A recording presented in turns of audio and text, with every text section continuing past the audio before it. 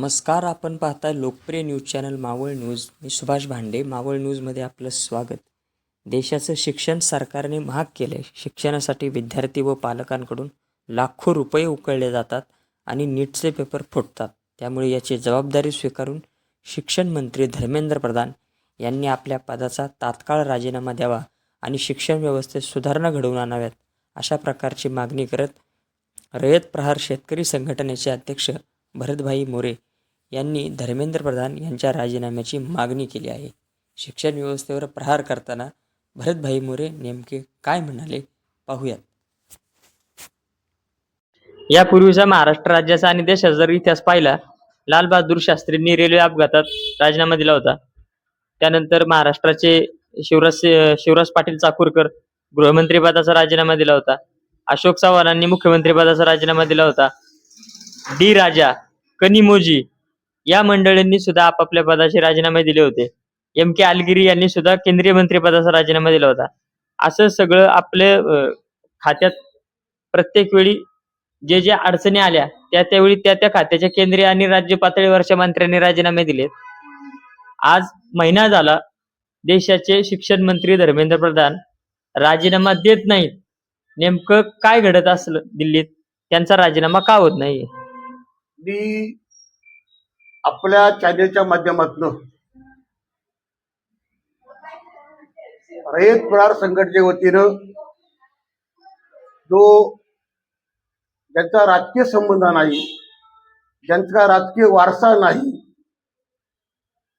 ज्यांचा राजकीय काडीचा संबंध नाही, अशा युवा विद्यार्थ्यावरती जो लाठीचार झाला आणि ज्या लाठीचारामध्ये एक युवती मेली, तिला भावपुष्पांजली अर्पण करून मी या लाठीचारचा रयत प्रहार संघटनेच्या वतीने खरं निषेध व्यक्त करतो.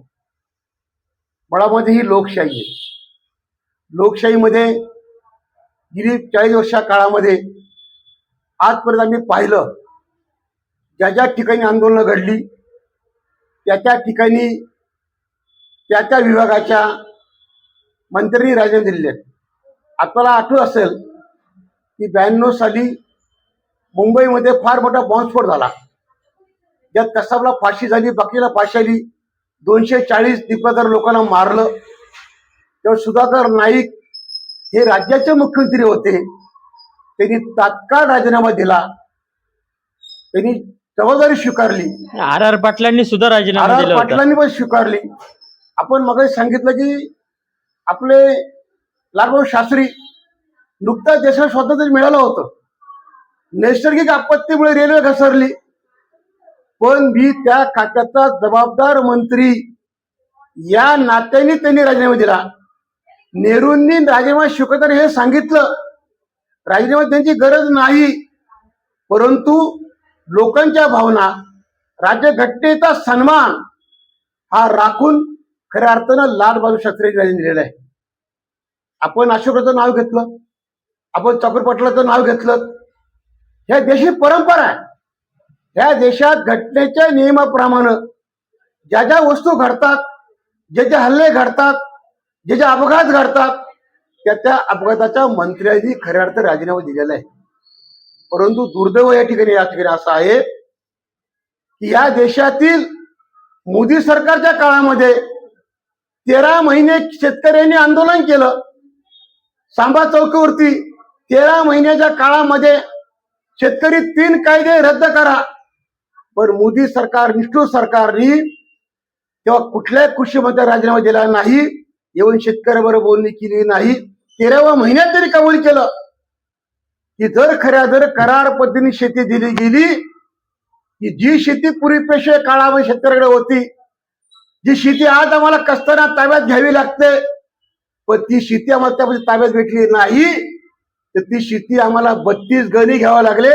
म्हणजे आम्हाला त्या कुळाचं कुळ व्हावं लागलं. पेशव्याच्या काळातली जमीन, हे छत्रपतींनी दिलेल्या जमिनी पेशव्यांनी ती खानदानी बाळगली.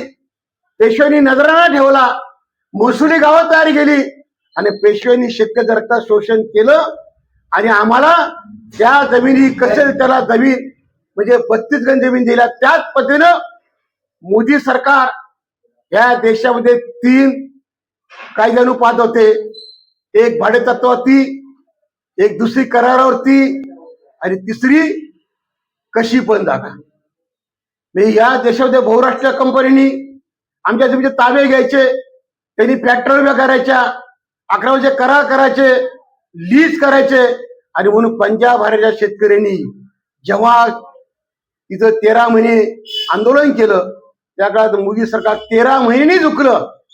आणि आज हे शिक्षण झालं पाहिजे. या राज्यामध्ये, या देशात आज शिक्षण ते पांढरं असते. तुम्ही मुलाकडनं पैसे वसूल करतात, ट्युशनकडनं पैसे वसूल करतात. आणि म्हणून या ट्युशन मध्ये गरिबांची पोरं शिकत नाहीत. आणि म्हणून नीट ही मराठी त्याची गरज नाही पडली. आणि मग महाराष्ट्र कधीही धर्मेंद्र प्रधानला माफ करणार नाही. ज्या छत्रपती शिवरायांनी 1,500च्या गुलामगिरीमध्ये जवळजवळ 70 वर्ष